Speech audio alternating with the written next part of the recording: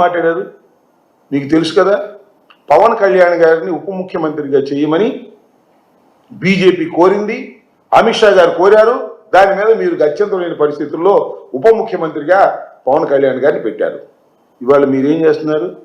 ఉప ముఖ్యమంత్రిగానంట పవన్ కళ్యాణ్ గారు ఒక పక్కన ఉంటే రెండో పక్కన ఆయన కుమారుణ్ణి తెచ్చుకోవాలనే ప్రయత్నం చేస్తున్నారు. మీ ఇష్టం తెచ్చుకోండి, మాకేం అభ్యంతరం లేదు. కూటమి ప్రభుత్వం కదా, మీరు తెచ్చుకోవచ్చు. మీరు ఎవరినైనా తెచ్చుకున్నారు ఆయన మంత్రిగా, మీరు ఎవరినైనా తెచ్చుకున్నారు ఆయన మంగళగిరికి.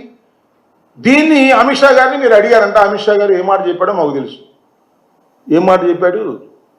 ఏమండి చంద్రబాబు నాయుడు గారు, మీ ఓడిని కాస్త కంట్రోల్లో ఉండమనయ్యా, ఎక్కడ పడితే అక్కడ ఏళ్లు పెడుతున్నాడు, ప్రభుత్వానికి చెడ్డ పేరు వస్తుంది, ఉప ముఖ్యమంత్రి లేదు, ముఖ్యమంత్రి లేదు, కాస్త ఆగండి, మీ స్పీడ్ తగ్గించండి, మీ అబ్బాయి స్పీడ్ తగ్గించండి, మీ అబ్బాయి ఎక్కడ పడితే అక్కడ వసూలు కార్యక్రమాల్లో నిమగ్నమైపోయి ఉన్నాడు, కాస్త జాగ్రత్త చేసుకో నాయనా అని ఒక మంచి సలహా ఇచ్చాయంట.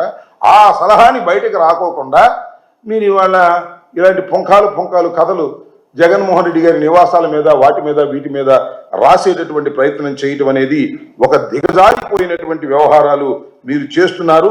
ఈ వ్యవహారాలను కట్టిపెట్టి వాస్తవాలను ప్రజలకు అర్థమయ్యే విధంగా మీరు చేస్తే బాగుంటుందని కూడా మనవి చేస్తున్నారు. జగన్మోహన్ రెడ్డి గారికి 50 బెడ్రూమ్లు ఉండే, 60 బెడ్రూమ్లు ఉండే, ఎన్ని పాత చింతకాయ పచ్చడిలో కథలన్నీ కూడా ఇవాళ మళ్ళా వండి వాచేటటువంటి ప్రయత్నం మీరు చేస్తున్నారు. ఇది కరెక్ట్ కాదని కూడా ఈ సందర్భంగా నేను మీ ద్వారా ప్రజలకి, ముఖ్యంగా చంద్రబాబు నాయుడు గారి పార్టీకి కూడా చెప్పదలుచుకున్నాను. ఇలాంటి కాకమ్మ కథలు చెప్పేటటువంటి ప్రయత్నం చేయవద్దని కూడా మరొకటి కూడా ఉంది. వాళ్ళ నదీ జలాల సమస్య ఎంత భయంకరంగా ఉందని అడుగుతా ఉన్నా. అరే శ్రీశైలంలోను నాగార్జున సాగర్లోను మనకు వ్యవసాయానికి రావాల్సినటువంటి నీళ్లను తెలంగాణ ప్రభుత్వం టకటకా విద్యుత్తుకు వాడుకుంటే అడ్డుకునే పరిస్థితి లేదు. ట్రిబ్యునల్ దగ్గర వాళ్ళు ఫైట్ చేయాల్సినటువంటి పరిస్థితులు ఉన్నాయి. ఇలాంటి పరిస్థితులు అన్నీ ఉంటే ఈ పరిస్థితుల మీద మీరు అమిత్ షా గారితో మాట్లాడరు. జగన్మోహన్ రెడ్డి గారి ఇళ్ల గురించి ప్రస్తావన జరిగినట్టుగా లేనిపోని కథనాలు వేసి ఏదో పుక్కిడి పురాణాలు చెప్పే కార్యక్రమం చేయటం చాలా దురదృష్టకరమని కూడా ఈ సందర్భంగా నేను చెప్పదలుచుకున్నాను.